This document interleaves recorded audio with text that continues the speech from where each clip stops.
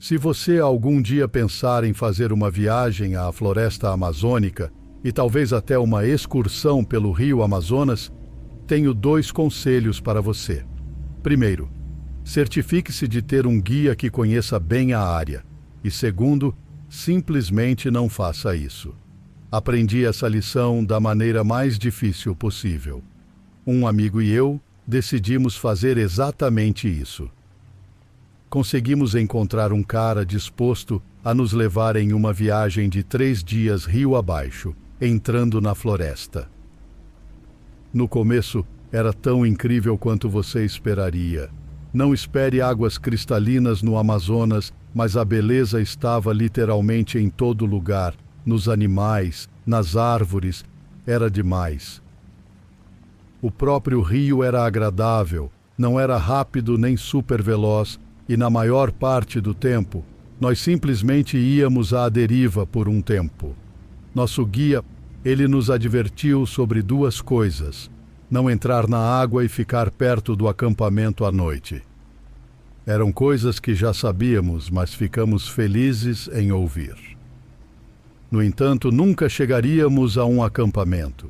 Enquanto descíamos o rio, do nada, nosso barco, que era apenas grande o suficiente para nós 3 e alguns equipamentos, bateu em algo. Provavelmente era uma grande rocha submersa, mas o que quer que fosse, fez o barco virar e nos lançou na água. Nadei até a superfície e comecei a olhar em volta. Logo depois, notei que nosso guia e meu amigo também emergiram, e nosso guia começou a gritar para irmos para a margem. Nadamos o mais rápido que pudemos e, por sorte, conseguimos sair do rio antes que algo sério acontecesse. Depois de verificar que todos estávamos bem, nosso guia olhou ao redor e disse que sabia onde estávamos. Ele sugeriu que acendêssemos uma fogueira e tentássemos sobreviver à noite. Não gostamos da ideia, mas realmente não tínhamos escolha. Então, nos preparamos para uma longa noite na Amazônia. Foi uma noite sem dormir para todos nós. Estávamos cercados pelo som constante de animais assobiando e rosnando por perto.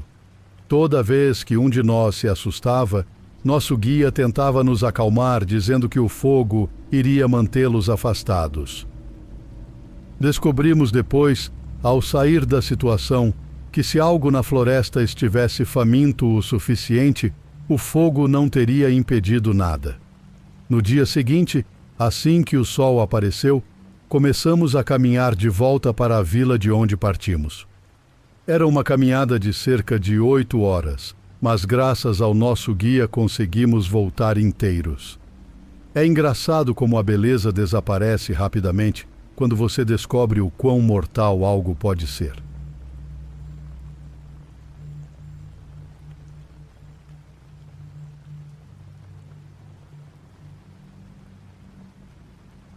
A história mais assustadora que já ouvi foi contada pelo meu avô. Ele foi soldado durante a Segunda Guerra Mundial, alistando-se no dia em que completou 18 anos, em 3 de março de 1944. O momento significou que ele perdeu os desembarques do dia D, bem como todos os horrores associados a isso, mas ele chegou à frente ocidental a tempo de participar de algo, talvez ainda pior, a invasão da Alemanha nazista. Olhando para trás, com a clareza que a retrospectiva proporciona, parece óbvio que a Alemanha nazista estava destinada a perder a guerra, esmagada pelo peso combinado das forças armadas, aliadas e soviéticas. Mas, naquele momento, durante os combates diários nos campos e florestas do norte da Europa, o futuro parecia tudo menos certo. De fato, a Alemanha ainda estava convencida de que poderia vencer a guerra, usando tecnologia de bomba atômica, táticas defensivas obstinadas ou uma combinação dos dois. Os alemães estavam longe de convencidos de que sua luta havia terminado. Foi nessa nova fase da guerra que meu avô se encontrou em um avanço aterrorizante pelo coração nazista que se mostrou tão assustador quanto tudo o que havia precedido, se não mais. Em 2 de outubro de 1944, começou a Batalha de Aachen. A cidade havia sido incorporada à linha Siegfried, a principal rede defensiva na fronteira ocidental da Alemanha, e os aliados esperavam capturá-la rapidamente, antes de avançar para a industrializada Bacia do Ruhr para desferir o golpe final nas capacidades de fabricação alemãs. No entanto, alguns quilômetros ao sul da cidade ficava um lugar conhecido como Hürtgenwald, ou Floresta de Hürtgen. Era lá que mais de 80.000 soldados alemães estavam baseados e a força-tarefa do exército dos EUA, enviada para as florestas, tinha como objetivo prendê-los e impedir que reforçassem a cidade de Aachen. Foi lá que ocorreu a história do meu avô.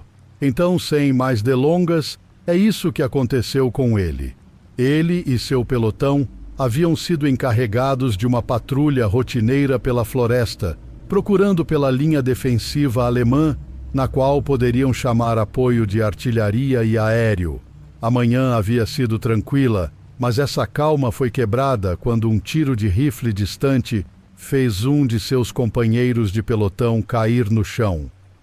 Os soldados tentaram encontrar o pouco de cobertura que podiam, mas levaram alguns minutos para descobrir de que ângulo os tiros estavam vindo. Nesse tempo, 3 ou 4 outros americanos caíram pelas balas daquele atirador alemão. Alguns homens tentaram recuar taticamente sob fogo de cobertura de seus companheiros, mas o atirador os abateu antes que pudessem escapar. Em pouco tempo, o pelotão inteiro estava preso pelo atirador, completamente incapaz de se mover sem ser abatido. Mas por mais horrível que isso soe, não foi essa a parte que ficou com ele. Foi o que veio a seguir. O rádio-operador do pelotão havia sido baleado durante a emboscada inicial e sangrou até a morte rapidamente, jazendo sem vida em uma pequena clareira entre as árvores. Sempre que algum dos soldados tentava puxar a unidade de rádio para a segurança, o atirador disparava um tiro, garantindo que mantivessem distância. Um corajoso conseguiu pegar o rádio, mas, por habilidade obscena ou pura sorte, o atirador conseguiu acertar a parte superior de sua mão, basicamente explodindo seus ligamentos e tornando a mão inútil. Efetivamente, mais de 20 homens estavam completamente à mercê de um atirador alemão. Meu avô me contou que, em várias ocasiões, um soldado tentava se mover um pouco, talvez para tentar ver a posição de onde o atirador disparava, mas cada vez o homem caía morto ou gritava de dor ao ser atingido pelas balas que zumbiam pelas árvores. E a cada tiro que o atirador dava, derrubando outro americano friamente, ele ria. Uma risada alta que ecoava pelas árvores ao redor deles. Meu avô disse que esse era um som que ele nunca poderia esquecer. A alegria na risada daquele atirador alemão, o prazer violento e cruel que ele sentia quando acertava seu alvo. Às vezes, o atirador gritava algo, uma frase que meu avô não entendia, mas que ele traduziu mais tarde. Mais crianças chorando. Esse atirador manteve o pelotão do meu avô preso por cerca de 6 horas inteiras. Mas para ele, pareciam dias. Eles tinham que ficar ali, imóveis, enquanto os olhos abertos e mortos de seus camaradas caídos os encaravam, com expressões de choque e horror em seus rostos sem vida. Em um determinado momento, o atirador, incapaz de encontrar alvos vivos através de sua luneta de alta potência, começou a atirar nos mortos, numa tentativa de quebrar psicologicamente o pelotão.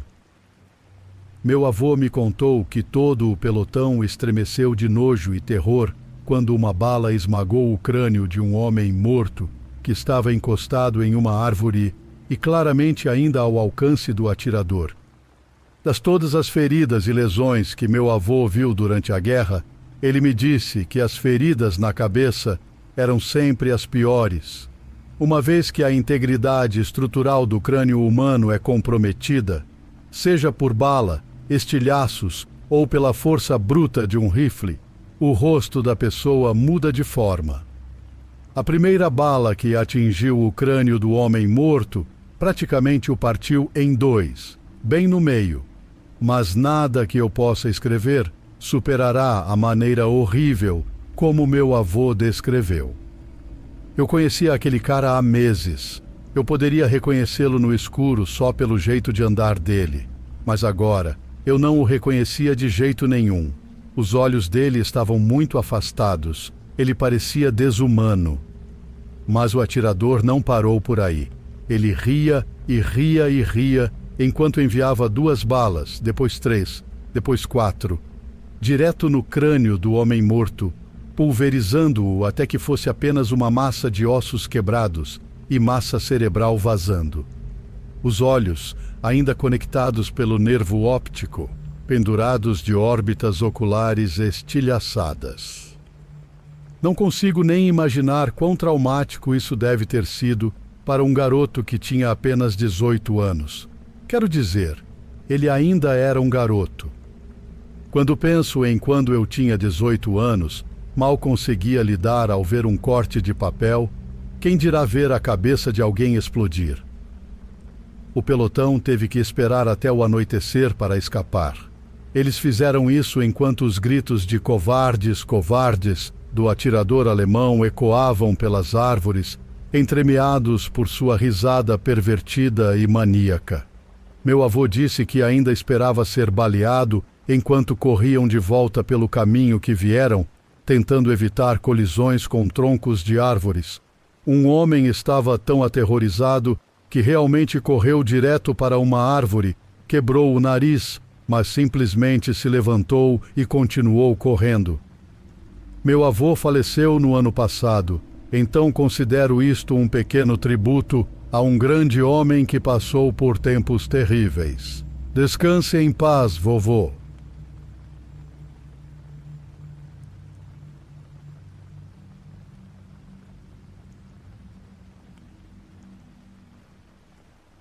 Era durante nossas férias em família em 2008.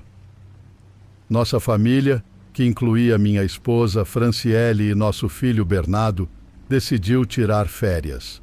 Sempre quisemos acampar entre as sequoias e ouvimos falar de um camping que a família de Franciele costumava frequentar. Pensamos que seria a excursão perfeita, e no início realmente foi. Estávamos nos divertindo muito, fazendo caminhadas e observando a vida selvagem ao redor. Havia várias trilhas ao redor das cabanas onde ficamos, então decidimos que a cada dia faríamos uma trilha diferente. Assim, poderíamos aproveitar ao máximo nossa estadia de 2 semanas. No nosso 4º dia, após o café da manhã, pegamos nossas mochilas e garrafas d'água e decidimos seguir por uma trilha mais fechada.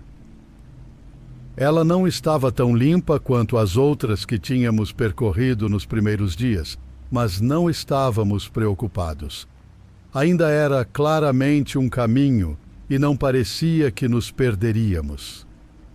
Seguimos pela trilha, encantados com as árvores e o chão florido ao longo do caminho. Era absolutamente lindo, pelo menos até sermos interrompidos por algo. Enquanto caminhávamos, em silêncio, apenas apreciando os sons e as vistas ao nosso redor, de repente ouvimos o som de passos na terra atrás de nós. Parei e olhei para trás para ver quem ou o que poderia estar nos seguindo, mas não vi nada. Pensei que poderia ser um cervo ou algo assim e não dei muita importância, mas ficamos todos um pouco nervosos e decidimos voltar para o acampamento e ficar perto da cabana para nos acalmarmos. O resto do dia foi tranquilo. Quando já íamos dormir e meus olhos começavam a pesar, ouvi algo se movendo do lado de fora da cabine. Sentei-me e estava me preparando para ir verificar quando, de repente, uma voz do lado de fora perguntou calmamente: "Posso ajudar?" Não tinha certeza se estavam falando comigo ou se havia algo mais acontecendo. Então, ouvi os passos subindo a varanda da cabana e a voz perguntou novamente: "Posso ajudar?" Só que agora estavam bem do outro lado da porta. Franciele e Bernardo também acordaram, e Franciele me olhou, querendo saber o que estava acontecendo. Sem que nenhum de nós dissesse uma palavra, ouvimos os passos se afastando da varanda e então do acampamento. Imediatamente, levantei-me, tranquei a porta e coloquei a cômoda na frente dela. Franciele e eu conversamos e decidimos que no dia seguinte caminharíamos pela trilha de volta ao nosso carro e deixaríamos o acampamento mais cedo. Não achávamos mais seguro ficar. Então, depois de uma longa noite apenas esperando e nos perguntando se a pessoa voltaria, felizmente não voltou, pelo menos que saibamos. Na manhã seguinte, arrumamos tudo o mais rápido possível e começamos a caminhar em direção ao carro. Era uma caminhada de uns 10 minutos, então não esperávamos que nada acontecesse. Mas então, do nada, assim como no dia anterior, ouvimos os sons de passos atrás de nós e desta vez sabíamos que era a pessoa que havia visitado nossa cabana na noite anterior.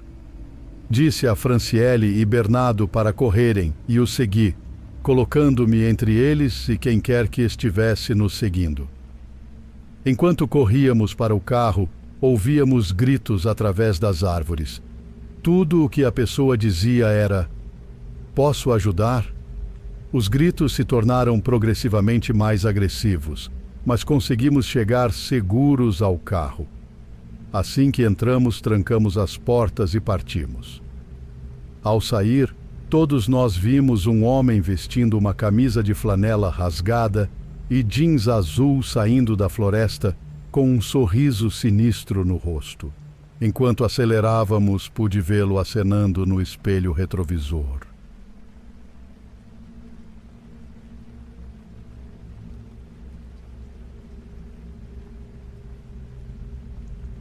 Eu imploro, por favor, não vá caminhar nas florestas ao redor de Pittsfield, em Massachusetts. Conheço essas matas como a palma da minha mão. Brincava ali com meu irmão mais novo, quando ainda tinha a idade de um dígito. Então, acredite em mim quando digo que algo está mudando lá, e para pior. Percebi que algo estava terrivelmente errado durante uma caminhada há algumas semanas atrás, no início da primavera. Nessa época, pássaros migratórios voltam do clima mais quente do sul para seus territórios no norte, em Mass.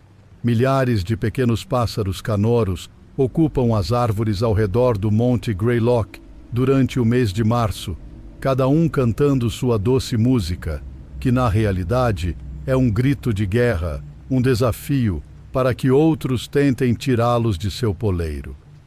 No entanto, enquanto eu chafurdava nas folhas secas do inverno passado, não conseguia ouvir um único barulho. Não havia pássaros ou outros animais na floresta. Isso me deixou nervoso por 2 motivos. Primeiro, os animais têm uma habilidade incrível de detectar perigos imperceptíveis aos humanos. Seu olfato, audição e sensibilidade ao ambiente são muito superiores aos nossos.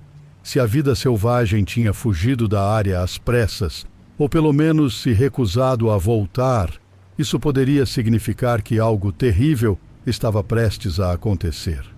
E segundo, áreas florestais ficam excepcionalmente quietas quando há um grande predador por perto.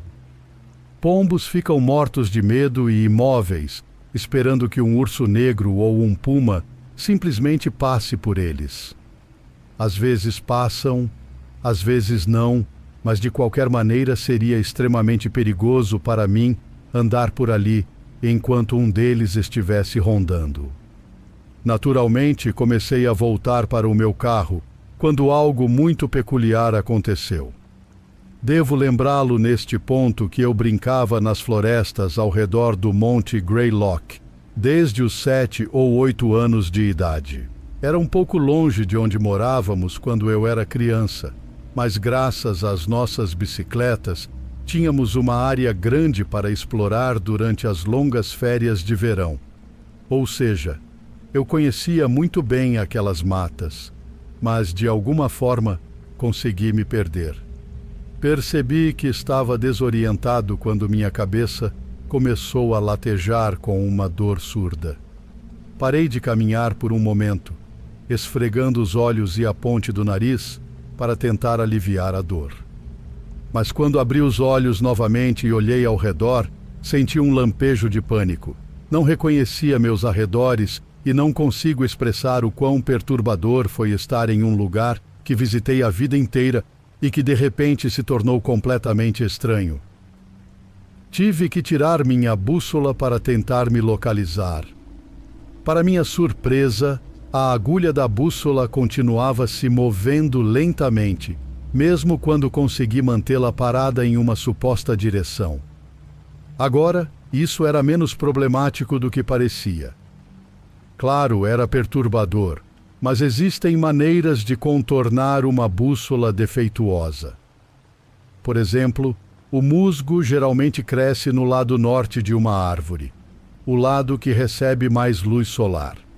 Isso forneceria uma maneira fácil de determinar qual caminho era o norte.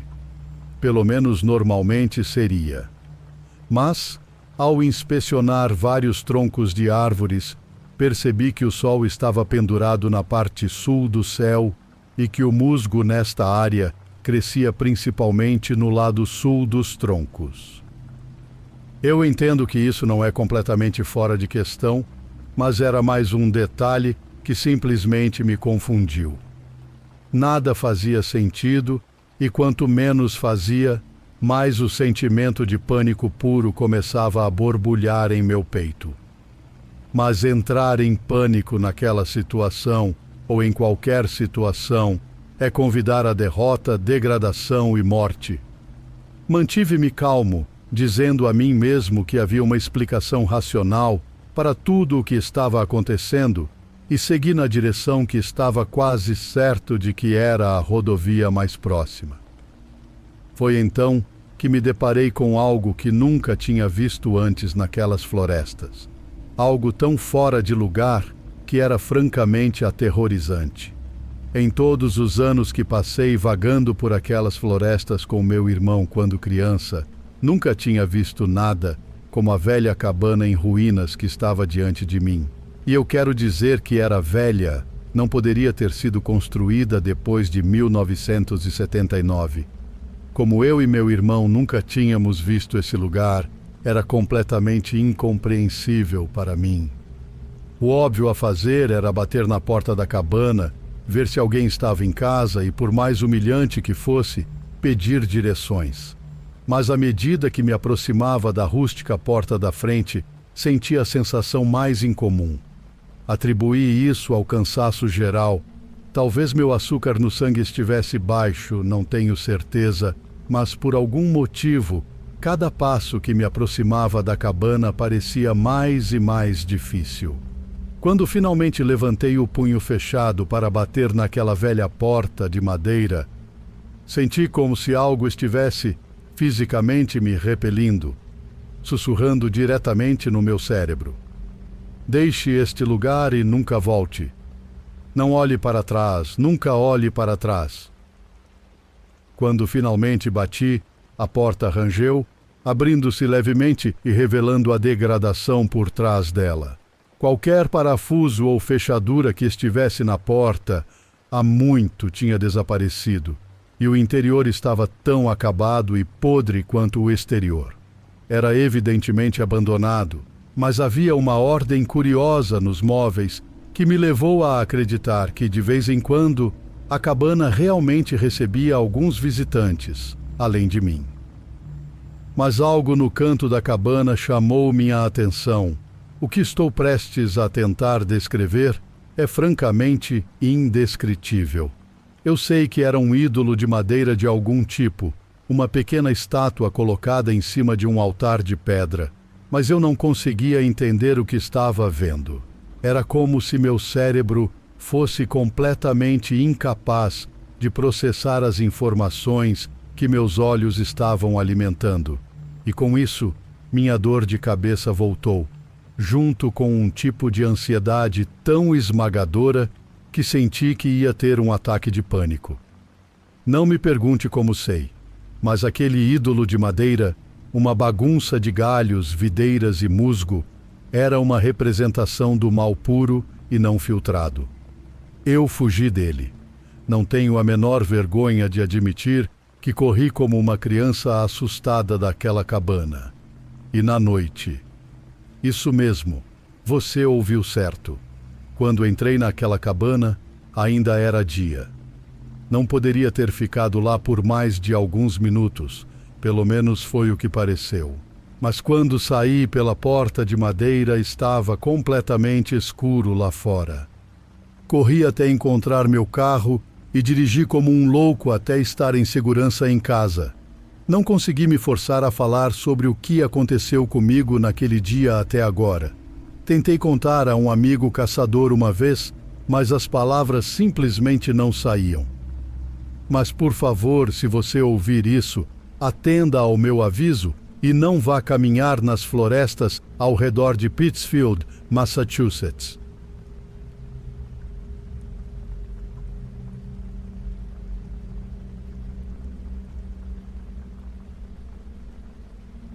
Você já imaginou como é sentir 400 libras de pressão por polegada quadrada, puxando a parte de trás da sua perna?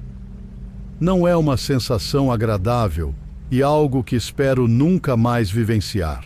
Veja bem, eu estava em uma expedição solo nas montanhas do Colorado e era para ser apenas uma simples viagem de acampamento, mas se transformou em um pesadelo. No início, tudo estava indo bem. Encontrei um lugar para montar meu acampamento e tinha levado um bom suprimento de comida e um livro interessante para ler. Estava muito feliz com o andamento do fim de semana, até que chegou a noite do terceiro dia. Estava prestes a me recolher para dormir quando ouvi um rosnado baixo ao longe. A primeira coisa que me veio à cabeça foi que era um leão da montanha. Meus olhos começaram a vasculhar a linha das árvores e lá no alto congelei ao ver o reflexo de 2 grandes olhos amarelos apontados diretamente para mim. Decidi que seria inteligente manter distância do felino e não dormir ainda. Então, continuei alimentando a fogueira e observava os olhos brilhantes o mais calmamente que podia.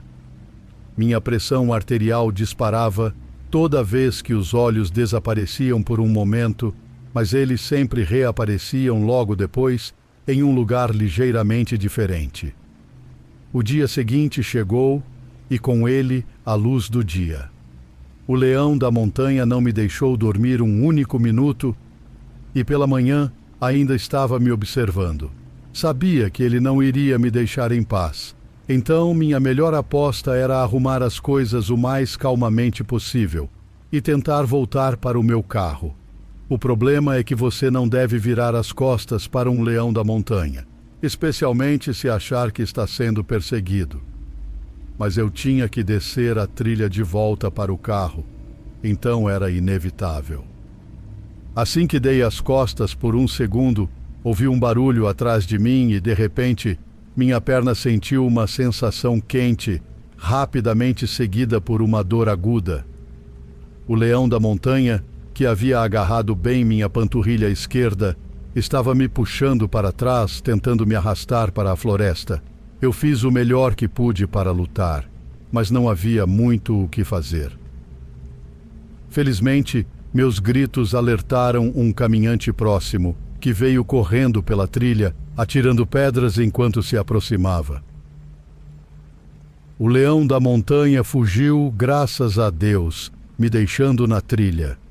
O homem me carregou até o final da trilha e chamou uma ambulância. No final das contas, precisei de 28 pontos na panturrilha e passei por 14 meses de fisioterapia para poder andar direito novamente. O médico que me atendeu disse que eu era a segunda pessoa em sua carreira que ele havia visto após um ataque de leão da montanha.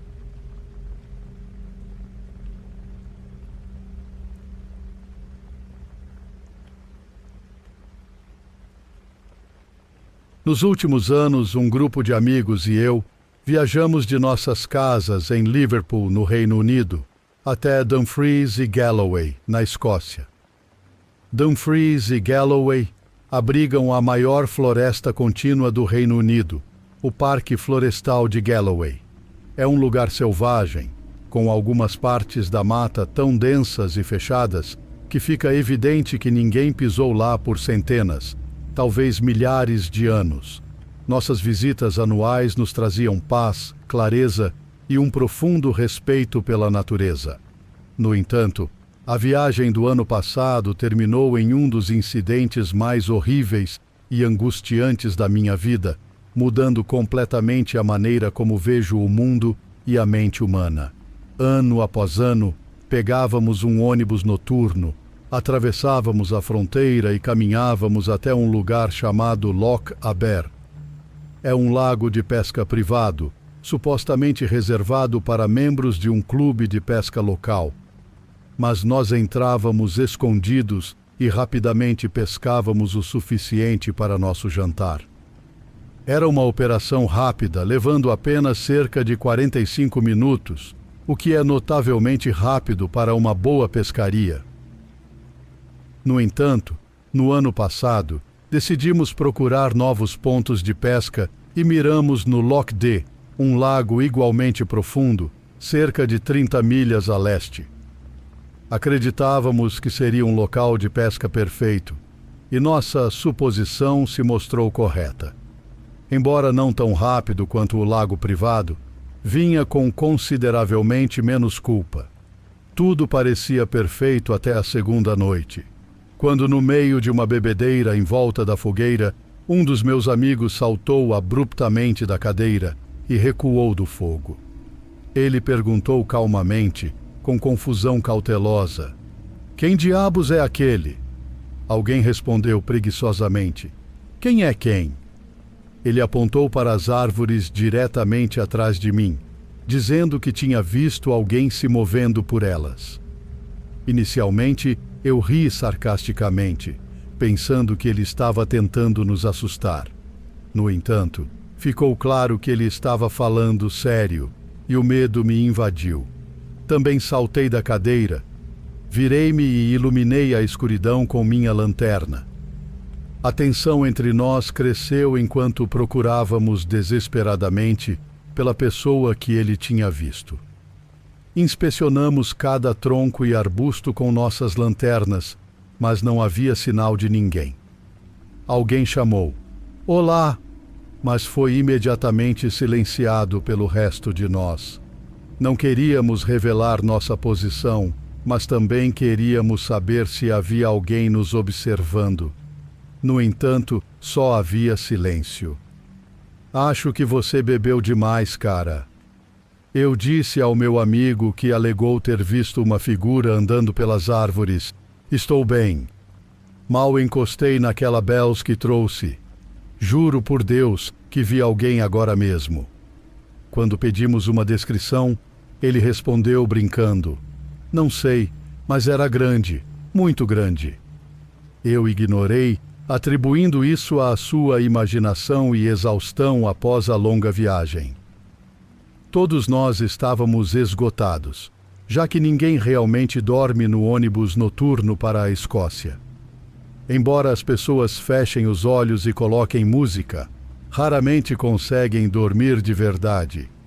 Consequentemente, todos estávamos bastante cansados no final da primeira noite. Na manhã seguinte, nos sentimos ainda piores.